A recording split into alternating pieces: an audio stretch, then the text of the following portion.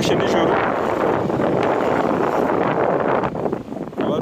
kabisa, urabona ko hatuje.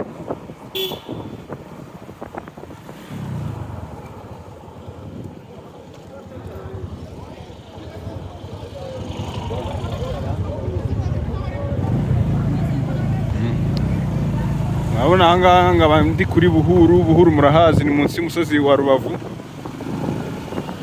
Akaba ari ukuntu hatuje, nkaba ngiye kubera ko berekeje amasaha ya nijoro.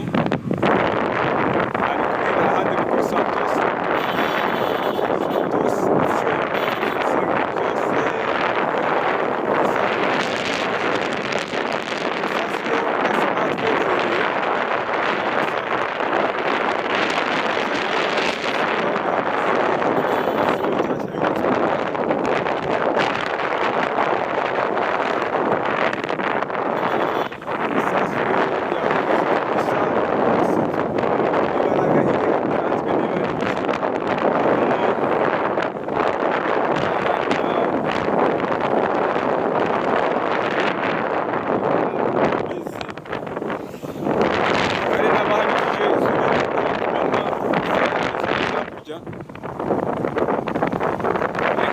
murabona ko kabisa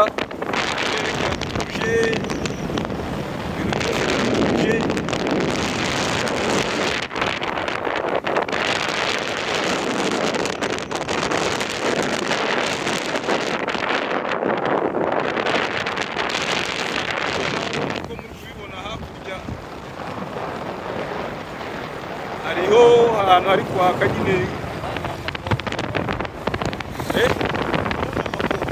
hariya akaba ari amakopera murimo mubona bigenda bikubita.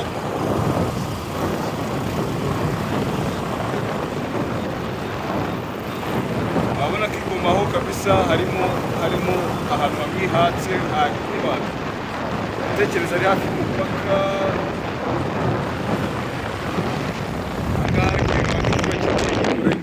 Urabibona neza cyane.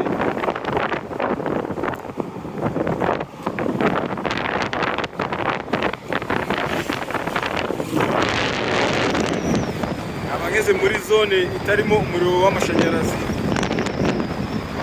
ariko murabona ko kabisa ikirere cyo kiratuje, nta masasu arimo, ni gutya byifashe right now. Ijoro rya Gisenyi ni uko rimeze, riratuje cyane.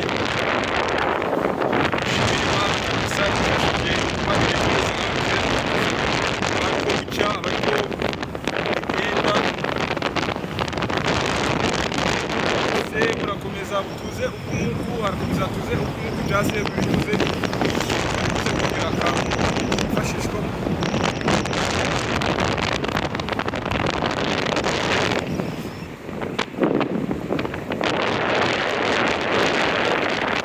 sawa byaranje cyane. Ibyari byoroshye kabisa, umwanya mutoya ushize.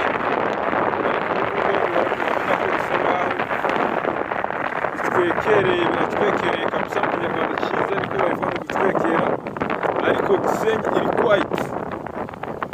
quiet cyane, iratuje cyane.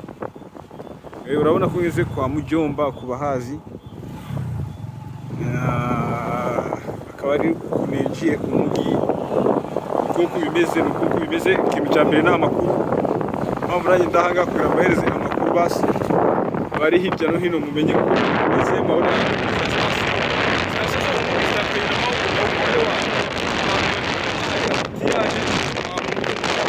bahari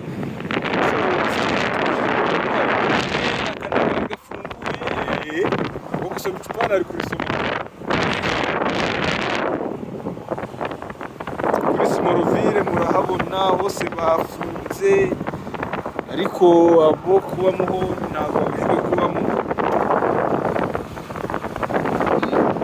Nta rwego runaka wasanga ahantu biraho biratuje.